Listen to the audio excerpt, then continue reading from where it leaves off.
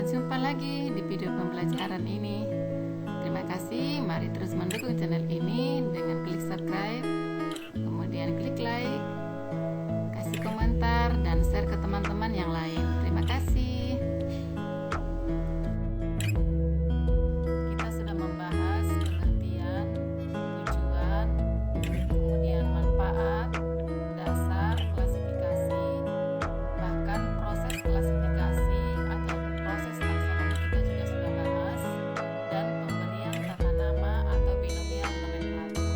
Jadi materi kita saat ini adalah macam-macam sistem klasifikasi makhluk hidup. Nah, kita ketahui bersama bahwa klasifikasi adalah pengelompokan makhluk hidup berdasarkan persamaan ciri, perbedaan ciri, ataukah cara hidup, tempat hidup, atau daerah penyebaran, dan lain-lain. Nah, tujuan pelajaran kita saat ini adalah agar kita dapat menjelaskan macam-macam sistem klasifikasi makhluk hidup. Sebelum kita lanjutkan materi di sistem klasifikasi, marilah kita dulu melihat secara klasifikasi atau taksonomi. Secara taksonomi ini sebenarnya sudah berusia sangat tua, bahkan sudah ada sejak peradaban kuno. Sebab ketika manusia sudah dapat berkomunikasi, manusia cenderung akan menamai dan mengelompokkan benda-benda di sekitarnya. Nah, berikut 3 tokoh yang berperan dalam klasifikasi. Yang pertama, Aristoteles, lahir sebelum Masehi, adalah tokoh pertama yang mengklasifikasikan makhluk hidup. Ia membagi makhluk hidup menjadi 2 kelompok, yaitu hewan dan tumbuhan. Bahkan istilah vertebrata dan invertebrata juga merupakan karya Aristoteles. Kemudian tokoh yang kedua adalah Theopratus. Theopratus ini meneruskan tradisi gurunya, yaitu Aristoteles, dengan mengklasifikasikan 500 tanaman dalam bukunya yang berjudul Historia Plantarum, sehingga dikenal dengan ahli botani. Nah, kemudian yang ketiga adalah Carel Linnaeus atau yang dikenal dengan Carolus Linnaeus, adalah tokoh yang meneruskan usaha pengklasifikasian makhluk hidup secara ilmiah, bahkan berhasil mencetuskan sistem penamaan makhluk hidup yang dikenal dengan binomial nomenklatur. Dan karena jasanya inilah dikenal sebagai Bapak Taksonomi atau Bapak Klasifikasi. Sistem klasifikasi makhluk hidup dapat dibedakan atas 3. Yang pertama, klasifikasi sistem alami. Kemudian yang kedua adalah klasifikasi sistem buatan. Dan yang ketiga adalah klasifikasi filogenetik. Kita mulai dari klasifikasi yang pertama, yaitu klasifikasi sistem alami yang dikemukakan oleh Aristoteles.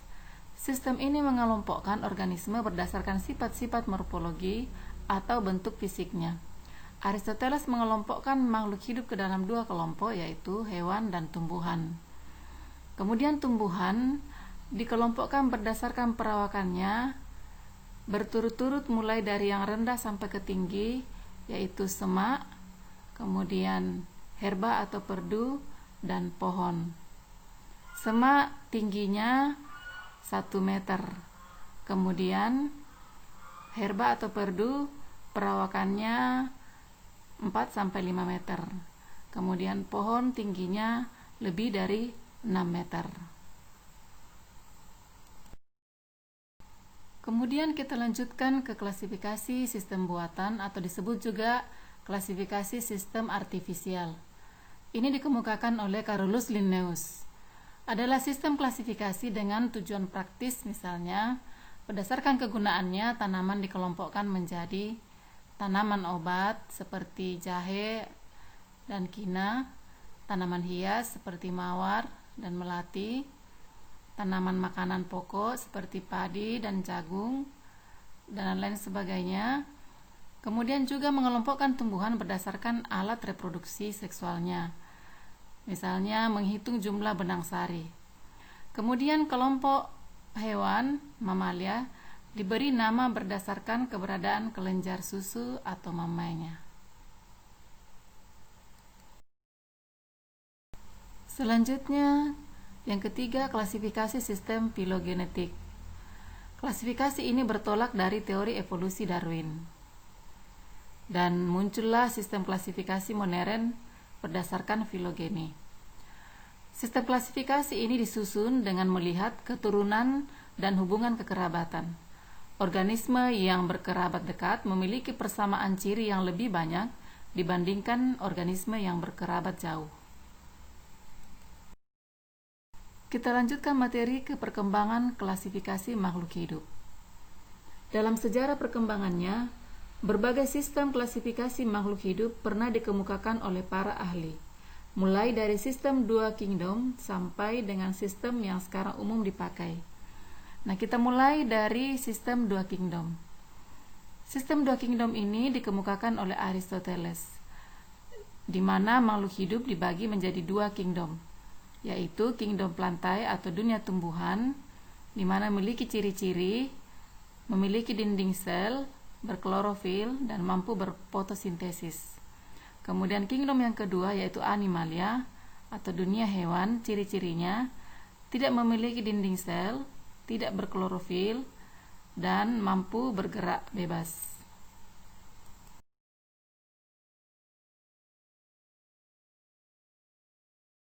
Kelebihan sistem dua kingdom adalah merupakan kunci atau pengarah utama menuju model-model kingdom yang lain. Kemudian kekurangannya, penggolongan ini masih terlalu umum dan kurang spesifik sehingga ada makhluk hidup yang tidak dapat digolongkan dalam kedua kingdom. Kemudian untuk menyempurnakan sistem dua kingdom, pada tahun 1866 Ernest Haeckel mengusulkan sistem tiga kingdom. Dasar dari klasifikasi ini adalah ciri uniseluler atau multiseluler. Organisme mikroskopis bersel satu dikelompokkan ke dalam kingdom tersendiri dan berbeda dari animalia atau plantae. Penyebabnya karena secara fisiologis atau morfologis dan anatominya, kingdom protista memiliki perbedaan dari kedua kingdom lainnya. Tiga kingdom tersebut yaitu kingdom protista dengan ciri uniseluler atau multiseluler. Kemudian kingdom yang kedua yaitu kingdom plantae, beberapa cirinya seperti autotrop, mampu menghasilkan makanannya. Kemudian eukariot, memiliki membran inti, multiseluler, bersel banyak atau bereproduksi dengan spora.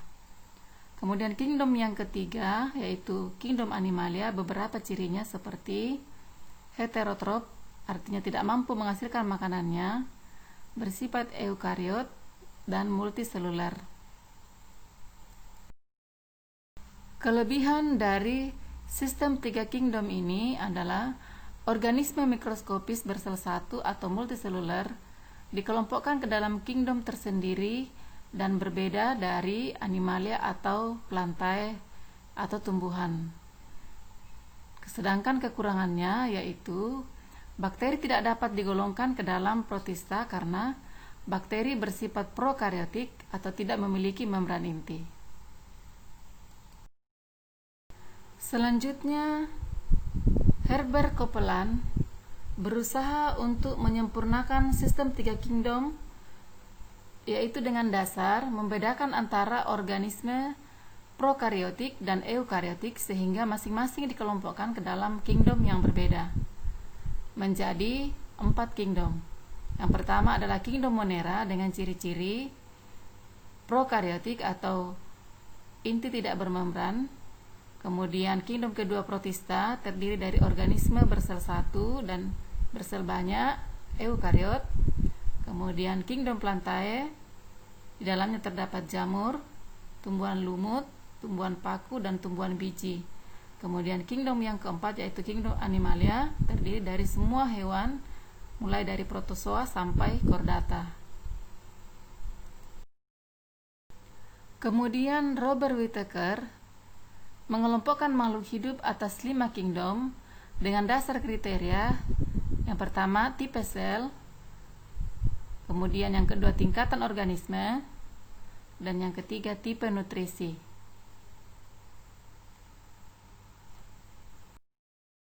5 kingdom tersebut yaitu 1. Kingdom Monera termasuk bakteria, kemudian yang kedua kingdom Protista, kemudian yang ketiga kingdom Fungi atau jamur, yang keempat kingdom Plantae atau tumbuhan, dan yang kelima adalah kingdom Animalia atau hewan. Kemudian kita lanjutkan ke sistem 6 kingdom yang dikemukakan oleh Karel Woese. Dasar klasifikasinya adalah perbandingan molekul rRNA. Yang pertama adalah kingdom Plantae atau tumbuhan dengan ciri autotrop, menghasilkan makanannya sendiri, kemudian eukariot, multiseluler atau berproduksi dengan spora. Kemudian kingdom Animalia atau hewan, cirinya heterotrop, tidak mampu menghasilkan makanan sendiri, kemudian eukariot, multiseluler. Kemudian kingdom Eubacteria atau bakteri dengan ciri prokariot, bersel satu. Kemudian kingdom Protista, cirinya eukariot, bersel satu. Kemudian kingdom Fungi atau jamur, cirinya eukariotik, osmotropik atau heterotrop, bersel satu atau bersel banyak. Kemudian kingdom yang keenam yaitu Archaebacteria, bersifat prokariot. Kingdom ini berbeda dengan bakteri dalam hal transkripsi dan translasi genetik. Nah, mari kita memperhatikan contoh-contoh gambar dari organisme klasifikasi 6 kingdom. Kemudian kita lanjutkan ke sistem 3 domain yang dikemukakan oleh Carol Bult. Dasar klasifikasinya adalah sekuen genom dari Archaebacteria, kemudian kemiripan antara bakteria dan Archaebacteria. Kemudian yang ketiga, dasarnya adalah secara evolusioner Archaebacteria lebih mirip dengan eukariot. Bult membagi atas 3 domain. Yang pertama, domain bakteria. Anggotanya yaitu kingdom bakteri, cirinya prokariot, uniseluler, dinding terdiri dari peptidoglikan. Kemudian, domain Archaebacteria, anggotanya yaitu kingdom Archaebacteria, cirinya prokariot, dinding sel dari peptidoglikan, berbeda dengan bakteri. Kemudian domain yang ketiga yaitu domain eukariot yang terdiri dari 4 kingdom. Yang pertama kingdom Protista, kingdom Plantae, kingdom Animalia, dan kingdom Fungi. Nah, demikianlah materi kita saat ini. Terima kasih. Mari terus mendukung channel ini dengan klik subscribe, kemudian klik like, kasih komentar, dan share ke teman-teman yang lain. Terima kasih.